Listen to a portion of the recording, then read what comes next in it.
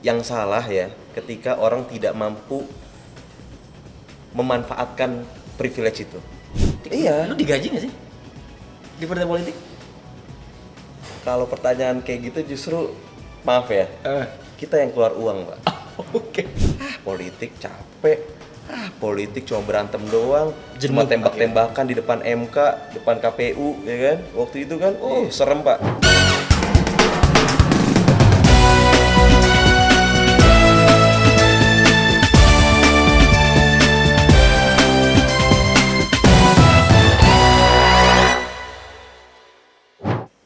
Assalamualaikum warahmatullahi wabarakatuh. Selamat datang dalam program Obrolan Sultan di channel YouTube inilah.com. Jadi di channel ini kita akan belajar bersama dengan narasumber luar biasa, muda, energik, dan sekarang udah kedatangan narasumber yang kerabat dekat, sahabat, dan luar biasa sekali lah pokoknya. Selamat datang. Najmi Mumtaza Rabbani. Terima kasih, Mas Sultan. Nama sahabat ya Anda ya? Kita temenan nggak? Saya anggap Anda keluarga padahal. Oh iya. Keluarga berarti ini. Gus Najmi ini udah lama kita kenal. Selamat datang nih di. Selamat ulang tahun juga Mas Sultan. Itu Udah lewat ya? Udah lewat kemarin. Spesial ngucapin di Spesial di sini. Ini di channel YouTube ini, Gus, kita ngobrol santai aja. Kita akan bahas masalah politik.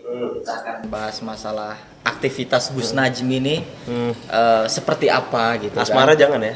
Kenapa emang kalau asmara nggak boleh? Sensitif. Oh, sensitif. Gak ada tisu soalnya. Hujan di luar, basah di pipi nih. Iya. Ngapain tuh? Nangis maksudnya. Gus Najmi, apa kabarnya sekarang? Kabar baik, alhamdulillah Mas Sultan. Kesibukannya sehari-hari gimana? Kesibukannya mencari kesibukan sih. Kesibukannya mencari Kesibukannya mencari kesibukan karena ya usia-usia sekarang justru kalau gua ngerasanya di rumah tuh malah mubazir lah. Oke. Justru kita berinvestasi waktu di masyarakat, di pertemanan, di tongkrongan gitu. Lu 97 berarti ya? 97 bro. 97. Jadi nggak mau tuh lama-lama di rumah ya? Iya, lama-lama di rumah mungkin tetap butuh ya quality time sama keluarga, tapi jangan lupa di luar juga ada kehidupan. Nah, Iya. kehidupan lu apa aja nih? Kuliah, organisasi? Kuliah, sekarang lagi kuliah Mas. Lagi menyelesaikan tesis Tesis. Iya. Di mana? di UI. Di UI. S1? S1 di UGM, Oke. Universitas Gudang Menantu. Tipis. Menantu idaman saya katanya dari situ. Menantu idaman di UI. Presiden idaman juga dari situ. Presiden idaman. 2024 UGM lagi? Oh, ada kandidatnya dari UGM ya? Oh, dari UGM. Kami emang rencana bikin partai lah. Partai Gajah Mada. Partai Gajah Mada. Tapi sekarang di UI. Alhamdulillah sekarang di UI. Jadi kalau presidennya nanti dari UI kita bisa klaim-klaim juga kan.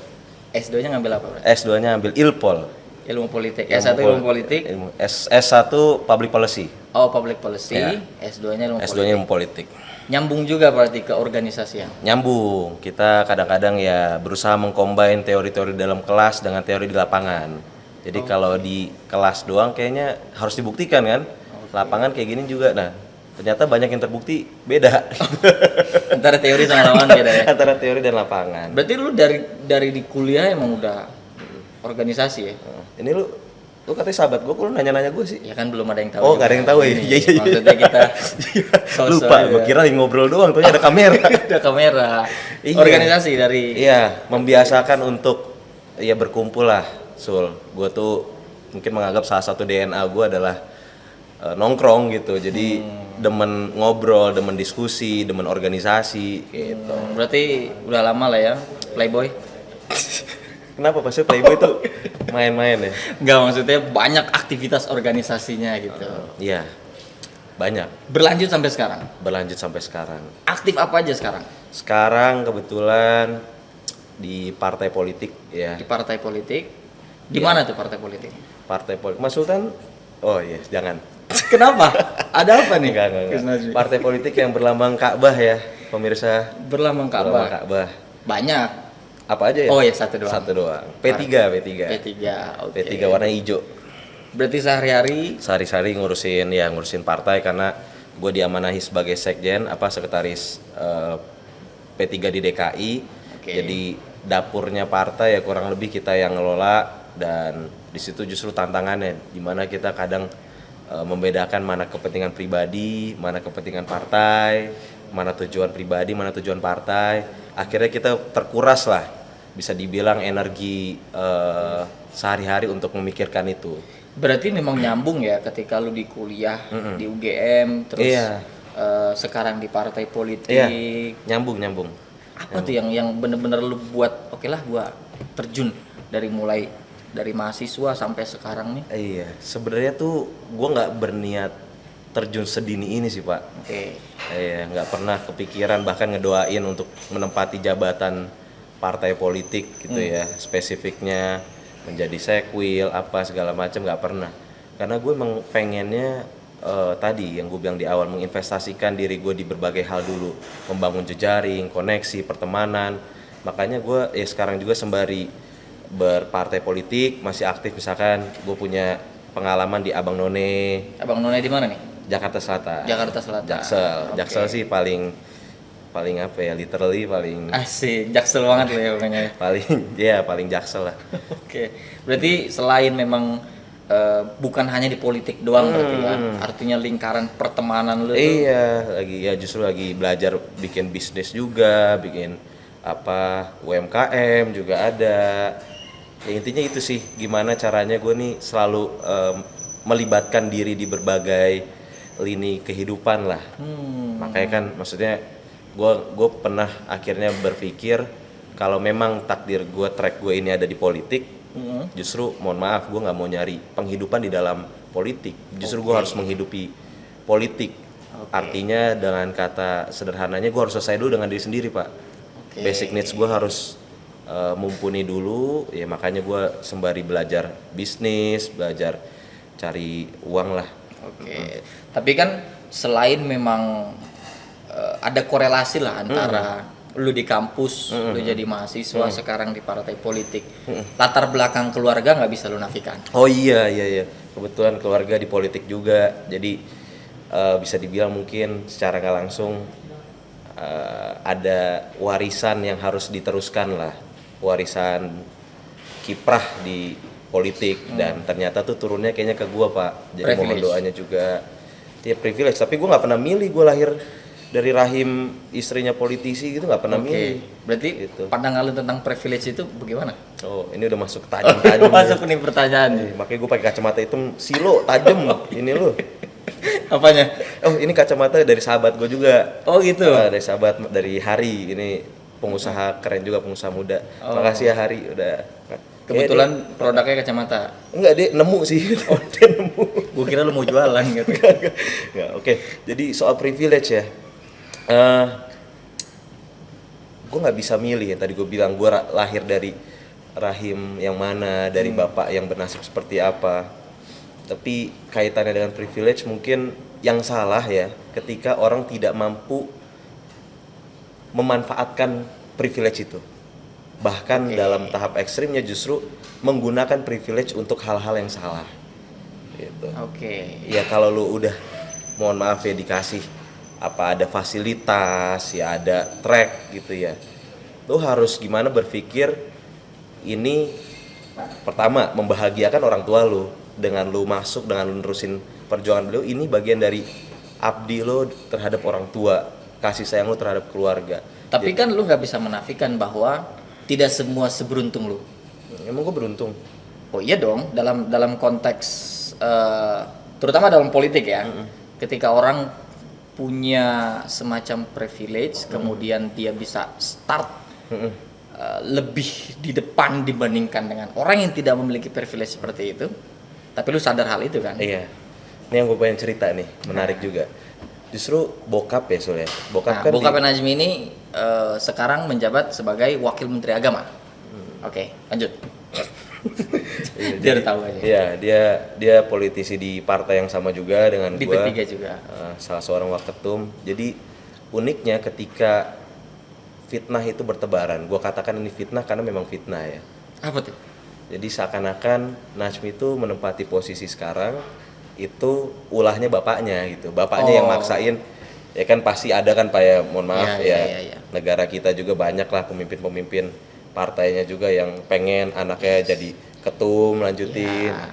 Ini gue dianggap settingan bokap. Oh, jadi sekwil DPW ini karena Pak Zainud Karena Tauhid. Pak Zainud yang kerja. Yang menarik justru orang pertama yang kaget ketika ada wacana gue menjadi sekwil itu ya bokap gue. Oke. Yang pertama kaget itu bokap. Jadi gue lagi di Jogja, lagi ada urusan lah, ditemani sama sahabat gue juga di sana. Telepon lah sama bokap. Lagi di mana? Lagi di Sate Kelatak makan pakpong nih. Kenapa ya? Sama siapa? Sama ini. Oh, kamu kapan ke Jakarta? Paling 2 hari lagi, 2 hari 3 hari. Cepetan deh. Kenapa ya? Itu kamu ada urusan apa tuh sama orang Betawi? Urusan apa? Bingung. Tiba-tiba Urusan kayak gitu iya. bokap. Itu tuh tokoh Betawi. Siapa? Haji siapa tuh? Haji siapa? Kayaknya dia mancing gue juga. Oke. Siapa Haji? Haji Bolot. Betawi juga sih. Betawi. Juga sih, emang. Iya. Haji. Bukan Tanah Abang. Oh, Haji Lulung. Iya. Enggak ada urusan apa-apa gue bilang. Bener aja dulu. Iya bener Haji Kira Lulung. Haji Naim kan. Belum diurut sih. Lanjut. Iya Haji Lulung. Kamu ada urusan apa? Enggak ada apa-apa. Masa sih? Bingung Pak dia bertanya-tanya. Masa sih? Iya ya, emang kenapa? Oh, Jadi antara lu dan bokap pun nggak tahu. nggak tahu. Oke. Itu. Jadi emang beberapa hari sebelumnya sebelum bokap nelfon lah, itu anaknya Haji Lulung sempet telepon gua, Oke. manggil gua Ji kan, Ji. Haji Nggak ada engnya ya? Hah? Nggak ada engnya. Nggak ada. Oke. Kalau ada engnya jadi apa? Ngeji itu. Engnya di belakang dong, bukan di Oh depan. iya, salah. Lu nggak bilang tadi. Lanjut. Ya, Ji, di mana Ji? Ente Ji? Di Jogja. Hawali namanya. Kenapa Ji? Ente dicari nama bokap nih Ji. Ente kadang-kadang ente Oh. digituin nggak? Oh enggak, belum tren itu. Belum tren. Iya. Gua Pak, di otak gua anjing gua dicariin Haji Lulung. Salah apa gue? Mau diapain gue? Perkara apaan? Dan sebelumnya nggak pernah komunikasi. Nggak pernah. Gue kenal sama putranya, tapi nggak sama sekali dalam konteks politik. Nggak pernah kita ngomongin politik. Cuma berteman. Ente klarifikasi nanti orangnya. Oke. Kalau bisa Kita undang, nanti kita undang. Oke. Ya langsung saja. Gak usah, itu Oh, udah iya. kayak program TV lu. Tapi kapan terakhir komunikasi sama bokap? Enggak, maksudnya sama almarhum Haji Lulung waktu itu Iya. pernah nggak kontekan gitu? Nggak pernah. Nggak pernah. Malah gue pernah punya keinginan lah, gue bilang ke putranya itu, kapan ya Hao bisa ketemu sama Haji Lulung, pengen aja, pengen foto deh, foto update kan, biar kalau ada apa-apa di Tanah Abang kan, jangan main-main. Oh, iya. Tapi alhamdulillah setelah itu gue pulang ke Jakarta naik kereta, dan itu pertama kali momen gue ketemu sama Haji Lulung almarhum. Oke. Di situ dia bicara banyak lah terkait perjalanan politik, secara historis perjuangan beliau membela umat gitu ya. Dan di ujung spesifik beliau bilang, saya berharap Najmi tidak menolak permintaan saya. Itu sebenarnya ini udah gue pikirin Pak dari gue di Jogja, karena bokap ngasih clue itu, gue dimintain istikharah, bahkan gue sempat nanyain ke beberapa kiai terkait pilihan politik ini, dan mostly dari guru-guru gue bilang ambil bismillah gitu. Dan di tempat itu di hadapan Haji Lulung, pas beliau udah mulai meminta ya, saya berharap Najmi tidak menolak permintaan saya, gue udah punya ketetapan hati gitu bahwa gue akan menerima lamaran itu. Tapi kan orang nggak salah kalau mikir bahwa ini mah pasti ada campur tangan bokapnya nih. Ya udah, terus gue harus jawabin satu-satu gitu. Nggak perlu. Ya nggak perlu lah. Oke. Biar ngasih kerjaan mereka aja. Oh, iya, Kan iya. ngomongin gue juga bagian dari mencuci dosa, insya Allah ya. Iya. Tapi kan akhirnya lu berpendapat bahwa iya, orang nggak bisa milih dilahirkan dari siapa, Iya. tapi orang harus memanfaatkan itu Iya. untuk dialamatkan kepada apa. Betul ya. Sama lah halnya seperti misalkan atlet gitu ya, kita bicara orang yang dilahirkan dalam tinggi badan yang lebih dari kita, Oke. akhirnya bisa berproses di permainan basket gitu kan, itu privilege juga Pak. Emang dia milih, Yap. gue lahir ntar kira-kira 192 deh ya Allah gitu. Ya enggak lah, tiba-tiba lahir segitu. Tapi kan kalau ada banyak fenomena di beberapa atau mungkin banyak bahkan partai politik yang menggunakan dalam tanda kutip politik keturunan darah biru ya untuk ditempatkan pada posisi-posisi strategis dan tidak membuka kompetisi itu kepada orang yang banyak.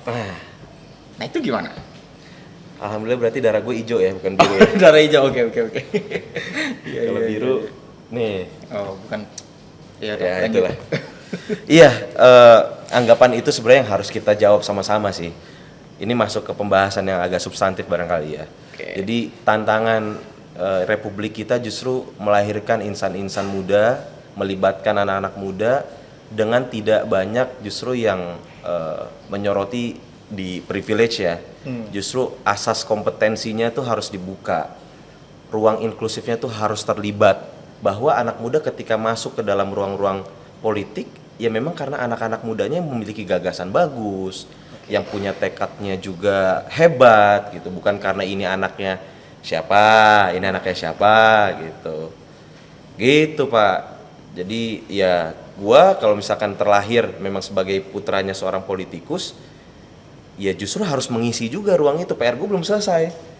Nih PR gue di sini udah lahir nih, udah nyemplung ke politik. Tapi kan untuk menjawab yang ini sebagai anak muda yang memiliki gagasan ini ya sembari berjalan gitu. Oke, tapi kan akhirnya dengan lu akhirnya memutuskan oke deh, gua ambil nih, sequel. Akhirnya bagaimana cara lu berdamai dengan tawaran itu? Iya, pertama kali pertanyaan bokap tuh lebih ke pernyataan lah.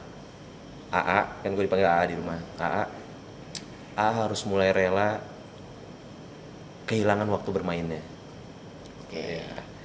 Waktu nyamannya, waktu enjoynya, karena memang mungkin di kepala dia ngurusin partai itu Ribet.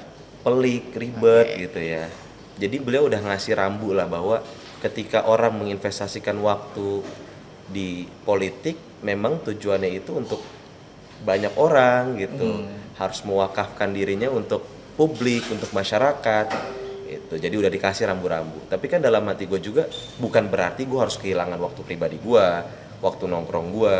Justru kan itu menjadi recharge kali ya, soalnya kita anak muda kalau selalu yang nongkrong kalau selalu ngomongin politik penat Pusing. juga ya kan, Ya, makanya kita sempetin lah nongkrong, kita nge-recharge gitu. Tadi pertanyaan apa sih? Nge-recharge-nya Dengan nongkrong juga dengan nongkrong juga. Sama lu. oh sama gue Lu ya. jangan pura-pura nggak tahu deh. Gak kira ini kan sama ayang bebnya. Oh iya. Ada. Mohon doanya ya. Mohon doanya, justru nanti menjelang hajat pemilu kan, siapa tahu kita Iya, dilantik iya. bareng Ayang. Iya. Berangkatnya. Berarti masih free sekarang ya. Sampein dong, tegas dong. Oh, Kalau ini emang ada, enggak. jangan ada yang enggak. Nah, itu yang sulit kan. Iya. Tapi gue penasaran sebetulnya. Nggak tahu ya. Ini kan persepsi anak muda tentang partai politik. Partai politik itu wahana yang sangat berbahaya. Ketika lu ke dalam sana itu sistem membentuk pada akhirnya semua gagasan lu melebur dengan realita yang Iya. berbeda jauh dengan teori. Ya. Gimana lu sehari-hari ngurusin kondisi partai yang notabene-nya P3 itu kan partai yang bukan terbilang partai baru kemarin, udah lama sekali. Iya. Gimana? Partai tua ya, bahkan partai Islam tertua ya. Gua mikir sederhana dulu, alasan salah satunya Haji Lulung melamar gue untuk mendampingi almarhum itu ingin membangun citra baru partai agar menjadi lebih energik, lebih punya semangat muda, Rebranding lah ya. darah muda, Yap. rebranding. Justru gue mikir, ini kalau gue di dalam nyemplung, mohon maaf ya, banyak di sana orang tua senior, ini Haji Lulung yang ke bawah muda jadi muda atau gue nya jadi penuaan dini gitu. Ya, qadarullah ya, beliau meninggalkan kita. Gue sempet ngerasa down Pak, karena jujur ya beliau luar biasa sebagai mentor, sebagai orang tua, sebagai pimpinan. Dan disitulah masuk ke fase-fase mungkin ya lowest point ya bahasa anak-anak kita, dimana gue akhirnya berkontemplasi, wah Najmi di usia 24 ketika itu harus ditinggal oleh sosok pejuang di saat memang kondisi partai itu belum serapi itu. Berapa lama berarti ya masih sama almarhum tuh ya? Gue sempet komunikasi sebelum ada SK ya, itu kurang lebih 6 sampai 7 bulan lah intens dengan almarhum. Setiap hari kita discuss, setiap hari kita membangun cita-cita, angan. Dan di fase gue ditinggal itu memang mulai ada apa ya, tamparan mungkin ya buat gue ya, bahwa ini bagian dari proses pendewasaan diri. Oke. Gue Pak baru masuk ke partai anak muda, mungkin banyak yang beranggapan anak kemarin sore disuruh nempatin sebagai pimpinan tunggal pada saat itu karena belum ada PLT ketua, belum ada pengganti. Gue harus ngurusin hal-hal yang seperti administratif, bahkan konsolidasi itu belum rampung sampai tingkat kelurahan, kepentingan yang lain mulai berseliweran, menguap kembali.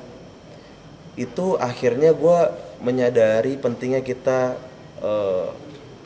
penempatan diri ya, artinya adjust kita tuh jangan terlalu ngerasa bisa, justru harus banyak bisa merasa.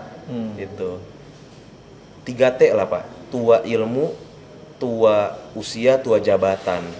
Kepada mereka yang memiliki 3 ini, gue selalu ngerasa gue ini belum apa-apa, gue ini harus banyak belajar. Yang akhirnya sampai detik ini gue setiap hari melihat banyak sekali fenomena politik, banyak sekali peristiwa-peristiwa politik yang di luar dugaan. Justru ini bagian dari kedewasaan dalam diri gue secara pribadi dan juga kedewasaan berpolitik, bahwa organisasi yang seharusnya diciptakan, dilahirkan oleh semangat kolektif, juga tujuannya juga harus tujuan kolektif, tidak dikotori dengan tujuan-tujuan yang sangat pribadi gitu. Jadi lu bisa berdamai dengan itu semua dalam keseharian karena motif itu. Iya, karena motif itu. Dan ditambah yang pertama tadi, mungkin ini bagian dari pengabdian gue ke orang tua. Gue pengen orang tua gue bangga melihat ada penerusnya gitu. Karena mungkin ya apalagi udah sampai waketum ya, itu kan prosesnya juga pasti akan panjang dan itu jalan tempuh yang lu pilih gitu untuk meneruskan. Ya, sekalipun bukan beliau yang akhirnya nyemplungin gue, tapi prinsip gue bukan lu nyemplung basah-basah sekalian. Kalau nyemplung berenanglah dengan indah. Gitu. Kalau bahasa doang ya tenggelam bisa Pak. Iya nggak? Iya. Tapi lu masih bisa fun, masih bisa asik begini gitu. Dalam kesehariannya di partai kayak gini juga nggak? Iya, kita kan jago berpura-pura. Oh iya. Iya. Kadang gua. Gimana cara lu menempatkan diri lu sebagai anak muda kayak gini? Kan senior pasti lebih banyak. Butuh waktu sih, emang butuh waktu. Gue nggak pengen membangun culture yang kaku di dalam partai. Komunikasi juga sesantai itulah. Gue nggak nganggap sebagai pimpinan, gue nganggap semuanya kolektif kolegial. Bahkan senior yang selalu gue perhatikan pertimbangannya, nggak asal tiba-tiba gue pengen ini, coba deh. Nggak. Tetap lah Pak kita, dan alhamdulillahnya kan gue ditemani juga oleh generasi muda juga di dalam. Banyak juga. Jadi alhamdulillah gue nggak sendiri di sana, ada semangat muda juga yang membersamai langkah perjuangan. Bukan langkah perjuangan, Neng. Langkah persatuan dan langkah pembangunan. Langkah persatuan dan langkah pembangunan. Gitu. Emang berat sih, Pak. Berat. Iya. Kadang-kadang gue juga pengen ngomong ke orang gitu ya kan, politisi ini kadang-kadang mukanya banyak gitu kan. Tapi ajarin gue bohong dong. Nanti gue ajarin lu pura-pura percaya. Itu pengen gue ngomong kadang-kadang gitu. Dan itu bertentangan banget dengan keseharian lu sebenarnya. Iya. Apa nih? Menjadi agak deep gini ya. Ngomongin politik jadinya ini ya. Tapi itu kan menjadi tantangan, menjadi tantangan anak muda lah gitu ya. Karena kan sekalipun terbilang bahwa anak muda ini antipati terhadap partai politik, tapi lu memilih jalan itu gitu loh. Dan orang tuh ini gimana dia bisa mengatur waktunya, aktivitasnya. Gue pengen bicara soal itu. Anak-anak muda dianggap antipati ya, apatis, apolitis, bahkan seringkali sampai dianggap sebagai suatu kelompok pemilih aja.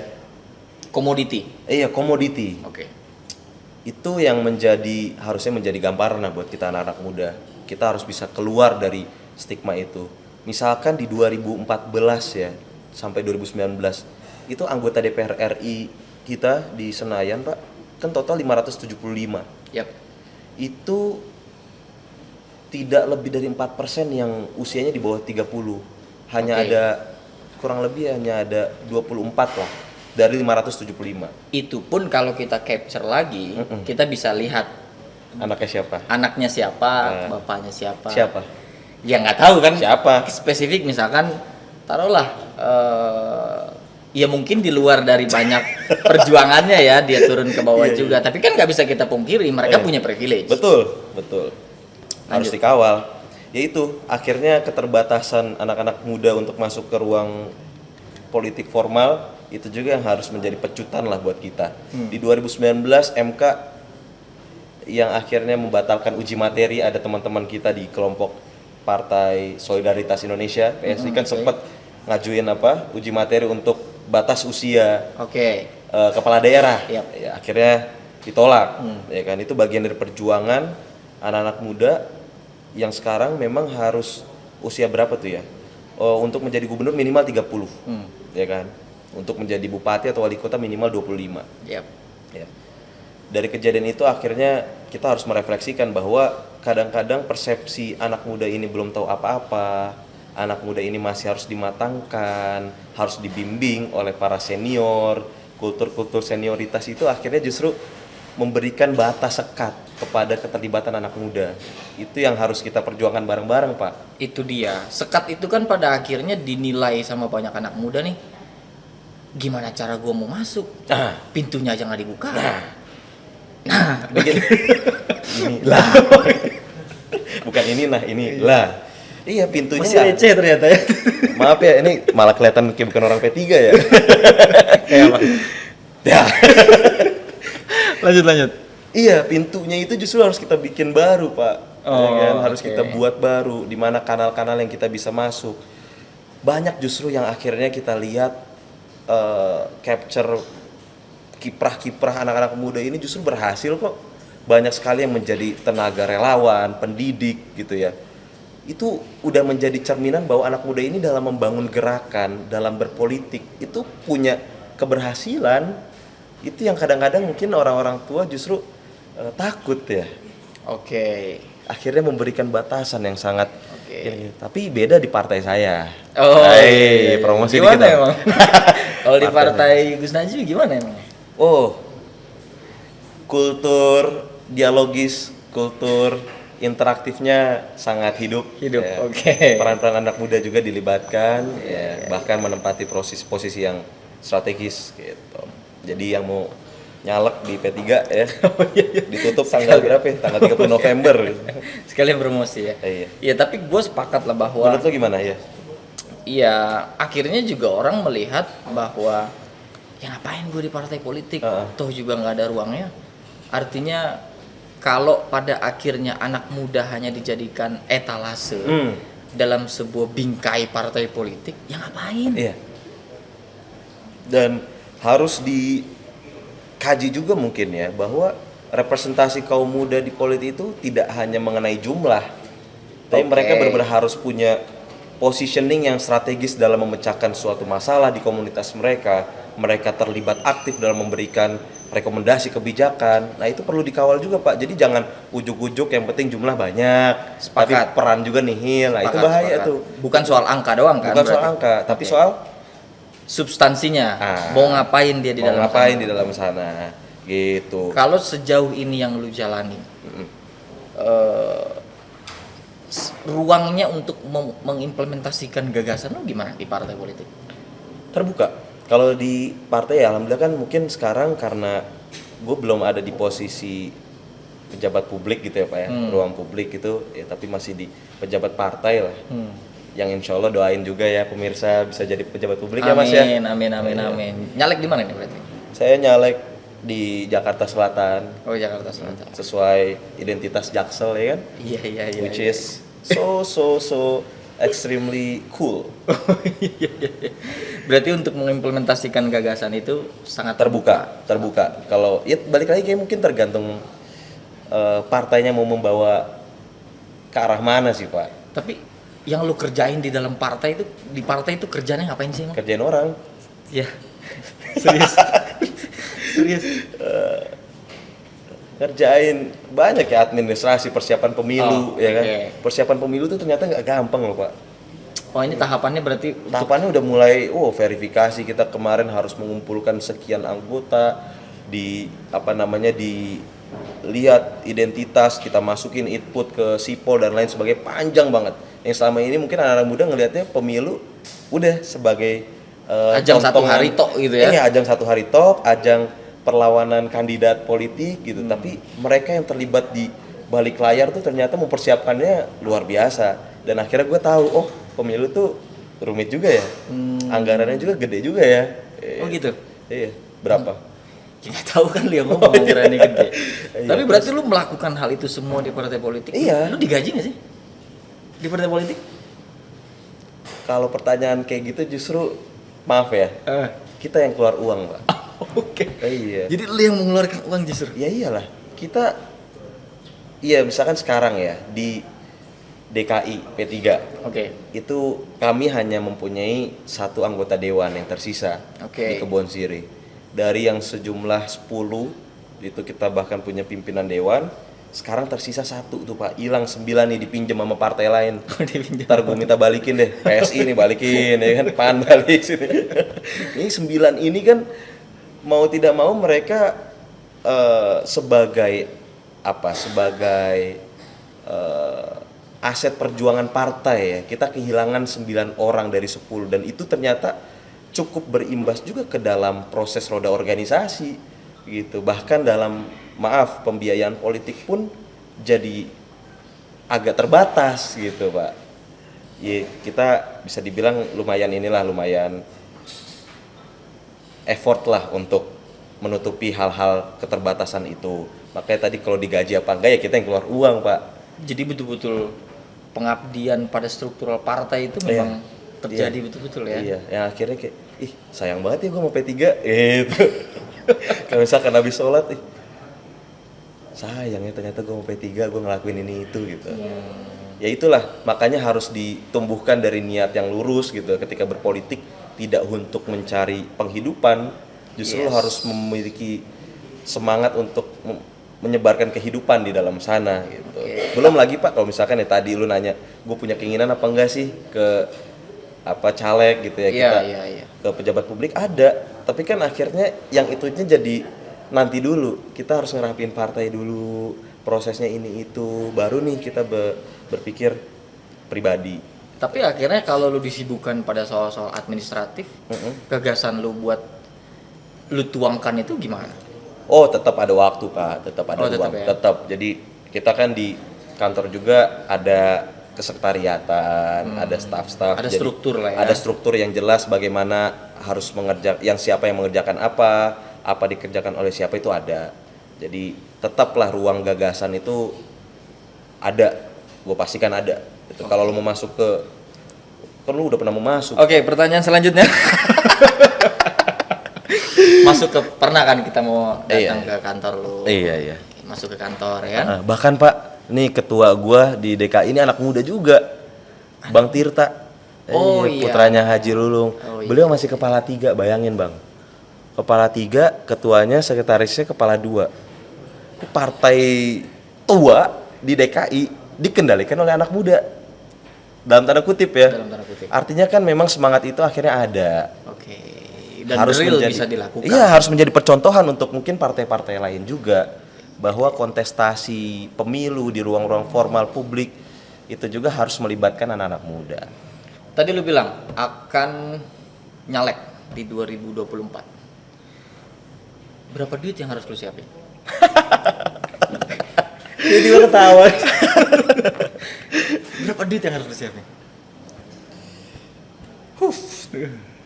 Kalau gue ditanya berapa duit bingung sih ya, karena gue belum pernah nyalek. Cuma ya dari omongan-omongan senior ya MM-an lah Pak. Dan lu real kan mendapatkan informasi itu bahwa kos politik yang harus lu keluarkan dalam pemilu itu besar. Iya, makanya gue harus mulai bisa memetakan mana duit buat kampanye, mana duit buat nikah. Oh iya, harus mikirkan itu juga ya. Iya dong, ya kan kita punya cita-cita juga. Terus gimana cara lu bisa mendapatkan kursi di 2024? Bahkan lu saja sudah melihat realitanya harus menyiapkan uang banyak. Ya memang modal itu wajib ya. Modal itu material wajib. ya. Gue bagi. Pertama itu ya ada modal sosial, Oke. ya. Yang kedua modal finansial. Oke. Ada banyak juga Pak yang secara finansial mohon maaf tidak segitu hambur-hamburin, tapi dia punya modal sosial yang kuat. Oke. Gitu. Ada juga yang nggak terlalu punya modal sosial kuat tapi finansialnya melebihi segalanya. Akhirnya jadi juga gitu. Atau mungkin modal finansialnya juga sudah kuat tapi tetap nggak jadi juga. Ada banyak. Itu pipanya bocor di mana-mana Pak. Dikerjain sama tim-tim. Tim sukses malah timnya yang sukses. Tim yang sukses. Bukan caleg Dia yang aja nggak sukses. Emang siapa Sul? Nggak tahu kan lu.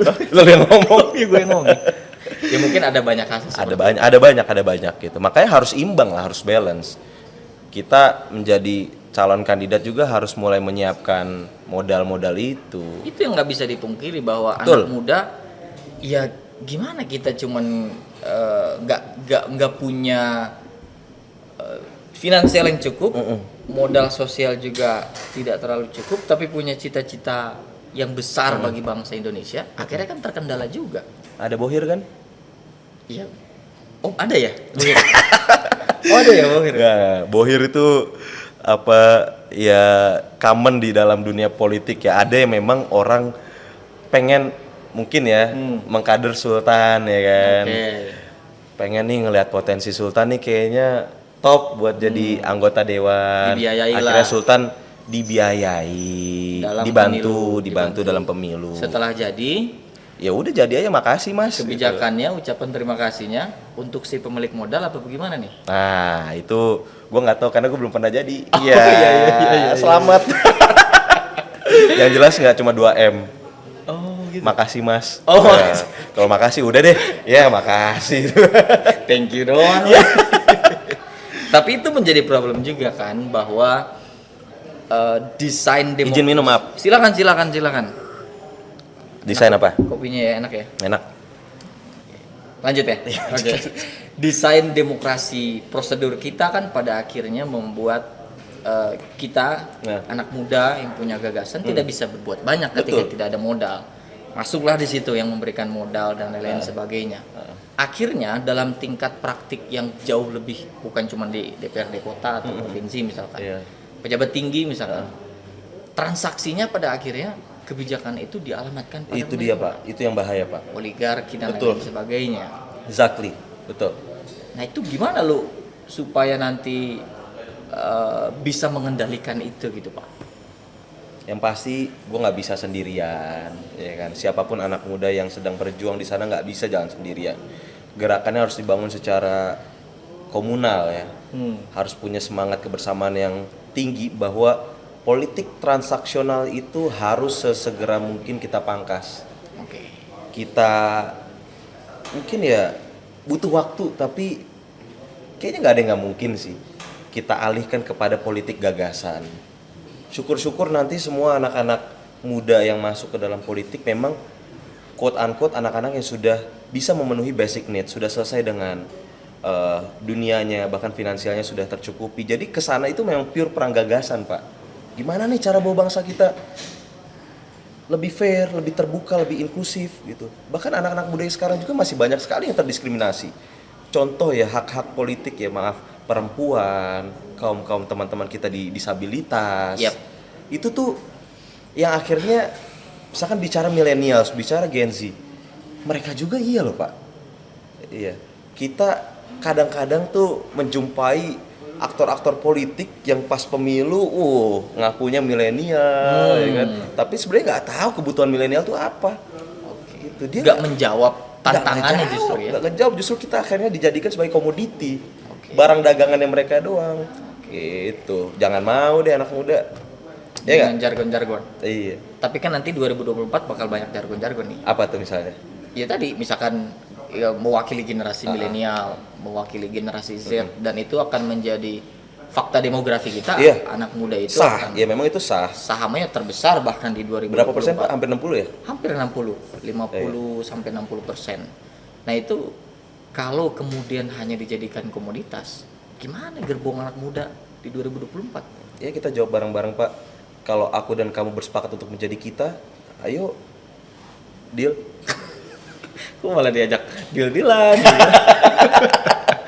Iya, Kita iya. punya peran masing-masing Betul. lah untuk memperbaiki. Betul, misalkan Sultan di ruang media gitu ya, hadirkanlah isu-isu yang aktual, tidak memihak terlalu tajam gitu. Kan titik tengah, titik cerah. Nah, ini ini. moderat sekali nih, wasatiyah ini. Inilah.com. Inilah.com, top obrolan Sultan bersama Mata Najmi. Waduh, dagang juga ujung-ujungnya. Gus, Yes. P3 banyak diisukan. Aduh, udah dulu ya. Ya, tadi dulu dong, belum selesai. Ini banyak lembaga survei yang meramal bahwa P3 2024 tidak lolos. Pemilihnya di angka atau di survei 2,3% di LSI dengan segala macam tudingan dan tekanan seperti itu. Masih yakin P3 akan lolos? Agak dalam nih tarik napas ini. Yakin nggak yakin harus yakin. Harus yakin. Setidaknya kita dari hasil-hasil survei itu menjadi pecutan untuk lebih keras lagi kerja-kerja elektoral. Oke. Ya kan? Itu bagus secara tidak langsung menyadarkan para kader-kader bahwa partai kita sedang tidak baik-baik saja. Oke. Artinya usahanya harus extraordinary. Oke. Gitu. Gua diamanahkan untuk ngurusin DKI, ya gua akan fokus kerja-kerja elektoral di DKI. Maaf, misalkan tadi ada banyak tekanan, banyak mungkin isu-isu yang menerpa partai gua berusaha sebisa mungkin melokalisir lah konflik-konflik itu hanya di tempat-tempat ya tertentu, misalkan itu konflik di tataran elit. Oke. Kalau gua ngerasa di DKI nggak terganggu, kita tetap fokus, tetap kerja, bahkan ya dari malam ke malam ya pengurus harian kita itu rutin sekali mengadakan silaturahim, sowan-sowan kepada kiai, habaib, karena mau nggak mau itu memang ceruk kita, basis kita, partai ulama. Bahkan ada identitas rumah ulama Istana Umat. Itu. Jadi memang upaya konsolidasi tidak hanya dalam organisasi tapi juga ke berbagai tokoh masyarakat itu kerap kali kita lakukan. Sembari kita juga memikirkan bagaimana anak-anak muda ini bisa menjawab tantangan lewat ruang politik. Gitu. Itu PR gue lah. Itu PR gue. Yakin insya Allah. Insya Allah bakal Insya Allah. lolos ya. Insya Allah. Bisa jadi nanti kalau emang hajatnya kabul ya mas-mas ya, kita bikin podcast di kantor saya di Kebon Sirih. Iya. Amin. Jadi Ya kan, sekarang amin. jadi Sekwil nanti ngundangnya anggota dewan Oh, DKI Jakarta. Sultannya masih nggak tapi di inilah.com. Takutnya di itulah.com. Ganti ya. Yang ini udah jadi itu. Gitu. Gus, Siap bos. 2024 udah makin dekat. Kalau dihitung-hitung berapa? Gak Sekitar lama lah 400 harian lagi ya. 400 harian lagi. Sudah sejauh mana mempersiapkan untuk medan pertempuran 2024? Kenapa ya tiap gue ditanya gini gue ngelah napas juga. Kayak penuh kebatinan gitu ya. Karena berat. Iya, nggak boleh dianggap ringan. Sejauh mana? Pertama mental. Oke. Mental juang itu udah mulai gua tata dari sekarang. Bagaimana kita tidak berpikir untuk kalah. Pilihan gue cuma dua, Apa tuh? menang atau menang telak. Oke. Gitu. Itu yang sedang gue matangkan di dalam pribadi gue. Yang kedua, persiapan dalam rangka konsolidasi. Kader-kader kita itu bejibun banget ya. Bahkan mohon maaf, gue karena masuknya anak muda ya di P3, itu ternyata terinformasi banyak sekali cerita, kisah bahwa P3 itu partainya orang Jakarta. Jakarta ini sebenarnya darahnya hijau. Orang-orang Betawi itu P3, lu tanya di mana P3? Yap. Tulen, P3 Tulen. Jadi ada istilah gravitasi emosi Oke. di sebuah partai politik. Ini based on research juga, bahwa misalkan kita melihat Jawa Tengah itu merah, Oke. di mana itu warna apa? Dan ternyata Jakarta itu gravitasi emosinya milik hijau, P3 gitu. Dan akhirnya itu semakin gua silaturahim kepada para kiai, ulama, itu makin valid informasinya bahwa orang-orang Betawi, orang-orang P3, orang-orang DKI itu sebenarnya P3 gitu. Tapi ini banyak yang lari-lari, Oke. banyak yang rekreasi. Oke, itulah kemudian kenapa tren penurunan suara itu Iya. terjadi. Tren penurunan suara itu terjadi mungkin Iya, sebagian besar karena konflik-konflik ketiga juga ya. Oke. Tapi itu harus kita jawab lah. Kita harus jawab dengan sebuah keyakinan kuat bahwa P3 mampu mengembalikan amanah umat, amanah masyarakat menjadi partai milik orang Jakarta. Gue sih nggak mau terlalu lebar ke nasional gitu. Tanggung jawab gue di Jakarta, insya Allah gue tuntaskan sampai setuntas-tuntasnya. Untuk mengembalikan gravitasi elektoral itu. Betul. P3 di Jakarta. Syukur-syukur kembalian udah bahagia banget kita dari 1 ke 10 lagi gitu ya. 10 kursi lagi tuh udah alhamdulillah banget. Dulu almarhum sama gue pernah punya cita-cita untuk sampai di angka 15 Pak. 15 kursi. 15 kursi dari 1 ke 15. Dan hitung-hitungannya cukup terukur. Ya, kita kan anak muda boleh punya cita-cita, punya angan-angan tapi harus terukur kan. Dan di saat itu gue ngerasa hitung-hitungannya almarhum Haji Lulung sama gue realistis juga untuk mencapai angka itu. Gitu. 45 itu maksudnya apa? Semangat 45. Ini hari pahlawan, Pak. Oh iya, ini hari pahlawan. Tapi kan kita nanti postingnya bisa. Iya. Pahlawan buat lu siapa, Sul? Pahlawan buat gua. Ini jadi kayak gua narasumbernya nih. Ya kan ditanyain obrolan sama- Sultan. Oh iya iya Apa? iya. Lu mau ngobrol apa mau apain sih? Iya mau ngobrol Iya, santai makanya. aja. Emosi jadi. Pahlawan buat lu siapa? Kalau gue sih kembali sih ke orang tua. Orang tua. Itu pastilah ya. Ah, ah. Kedua mungkin gak bisa dipungkiri orang-orang terdekat, sahabat, istri. Istri. Sombong udah punya istri. Belum ya? Belum. Kapan kira-kira? Tahu nih, Mas. Enaknya setelah pemilu apa sebelum pemilu ya? Oh keputusannya pilihannya di situ ya? Mau nggak mau itu jadi acuan, Pak. Oh iya. Setelah pemilu atau sebelum pemilu? Berarti kalau pemilu 2024, kalau sebelum tahun depan. Iya. Dia ketawa lagi. Iya ya. Aduh. Gus Nazmi, harapannya lah terkait. Gak tau ya kalau kita bahas politik itu kan Mm. kayaknya tuh pusing gitu ya, Iya. berat gitu ya. Apalagi tugas di partai ini kan kayaknya Gus Nazmi ini berat sekali menjalaninya. Nggak tahu ya kalau ternyata santai-santai aja dijalani sama Gus Nazmi, tetap bisa senyum, bisa bahagia. Tapi harapannya di pemilu 2024 nanti, anak muda posisinya di mana? Wow. Maksudnya di Ganjar apa di Anies gitu? Ganjar atau Anies? Sultan juga nanyanya malu-malu nih. Iya kan? Makasih Sultan menyadarkan dari podcast ini bahwa amanah yang gue emban memang besar, Sangat berat. Ya. tapi yang gue doakan justru bukan menjadi kecil amanahnya, bebannya, tapi menjadi ringan. Menjadi ringan. Menjadi ringan. Punggung gue dikuatkan gitu ya. Mudah-mudahan lo juga nggak inilah kalau diajakin Inilah. nongkrong. Hah? Inilah. Nggak inilah kalau diajakin nongkrong nggak nolak-nolak meskipun udah punya istri kan. Iya. Balik ke pertanyaan, positioning anak muda ya. Kalau gue punya cita-cita sebenarnya kontestasi 2024 menjadi kontestasi pemilu yang sehat dan bergagasan. Kayak gimana yang sehat dan bergagasan tuh? Tidak dikedepankan oleh identitas-identitas mutlak.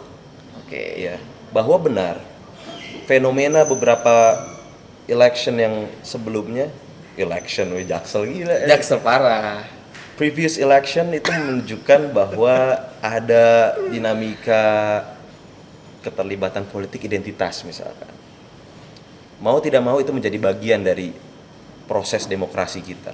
Yap. Tapi yang gue ingin tekankan, politik identitas itu berbeda dengan identitas politik. Oke. Ya, bahwa benar politik identitas itu akhirnya mengantarkan kita kepada praktik-praktik yang seakan-akan ya atas nama identitas kita harus menghalalkan segala cara. Oke. Itu yang menjadi bahaya. Tapi nggak bisa dipungkiri identitas politik itu muncul, tetap ada. Orang milih karena kesamaan agama, Betul. orang milih karena kesamaan daerah. kesamaan daerah, kesamaan etnis, kesamaan warna kulit misalkan di US gitu kan. Bahkan partai politik dengan gagasan nasionalis misalkan. Iya, identitasnya itu yang dikedepankan. Partai politik dengan asas Islam, ya identitasnya itu yang dikembangkan. Itu nggak masalah. Tapi yang gue maksud sebagai kontestasi yang sehat ketika semua identitas itu diwarnai dengan gagasan. Oke. Nggak stop pada identitas itu aja. Nggak cuma gas-gasan tapi gagasan. Kita nih kadang-kadang yang akhirnya nggak sehat terjerumusnya pada orang asal ngegas doang. Weh 02, weh 01. Selesai. Selesai, Dari gas-gasan oke deh. Tapi gagasannya mana? Gitu. Yang gue pengen tuh, gue penasaran makanya 2024 nih dengan kejadian-kejadian yang pernah kita alami, anak-anak muda akhirnya menjadi korban yang akhirnya mungkin sampai detik ini politik capek, politik cuma berantem doang, cuma Jenuh tembak-tembakan di depan MK, depan KPU, ya kan? Waktu itu kan, serem pak. Akhirnya anak-anak publik anak-anak bangsa akhirnya ya dikorbankan gitu ya.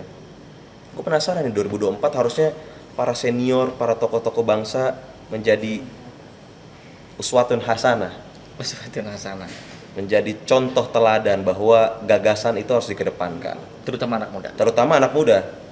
Ya, jangan hanya dijadikan sebagai subjek politik ya, tapi mereka juga harus objek politik ya. Komoditi ya objek ya. Yap. Tapi mereka juga harus menjadi subjek penentu. Yap. Gitu. Bukan cuma jadi Boneka, tapi jadi penentu. penentu. Harusnya A tuh A sul. Kurang.